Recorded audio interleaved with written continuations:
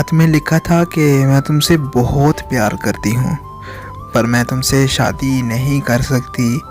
تم سے کیا، میں تو کسی سے بھی شادی نہیں کر سکتی۔ یہ اللہ کی طرف سے نہیں ہوا کہ میں کبھی ماں نہیں بن سکتی۔ میرا شوہر انسان نہیں بلکہ حیوان تھا۔ اس نے مجھے اس جھوٹ کی ہر روز سزا دی جو تم نے اسے بولا تھا۔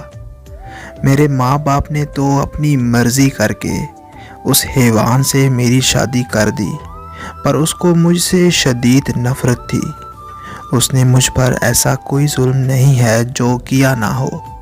مجھے وہ ہر روز مارتا تھا، اور اتنا مارتا تھا کہ میں بے ہوش ہو جاتی تھی۔ مجھے کہتا تھا کہ تمہیں مار کر مجھے سکون ملتا ہے۔ میں ماں بننے والی ہوتی تو مجھے کہنے لگا کہ یہ بچہ میرا نہیں ہے، یہ بچہ تو تمہارے اس کزن کا ہے جس سے تم پیار کرتی ہو۔ اور پھر میرے پیٹ پر زور زور سے ٹانگیں مارنے لگا، یہاں تک کہ میرے جسم سے خون نکلنے لگا۔ پھر مجھے ہسپتال لے جایا گیا۔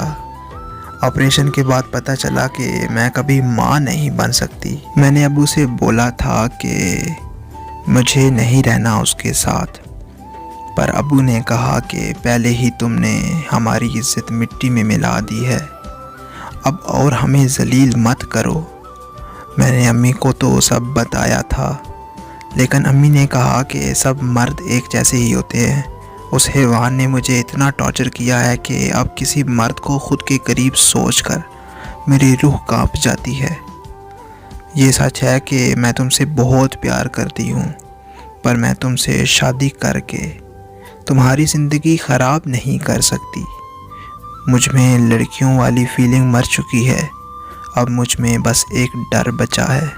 سب ضد کر رہے ہیں میں تم سے شادی کر لوں، پر مجھ سے یہ نہیں ہوگا، اس لیے میں سب سے دور جا رہی ہوں۔ ہماری ادھوری محبت اور پوری دوستی کا سفر بس یہیں تک کا تھا۔ تم میرا انتظار مت کرنا، کیونکہ میں اب کبھی واپس نہیں آؤں گی۔ زندگی میں اب آگے بڑھ جانا، اور پلیز تم اب شادی بھی کر لینا۔ اب کبھی ملاقات نہیں ہوگی۔ خدا حافظ۔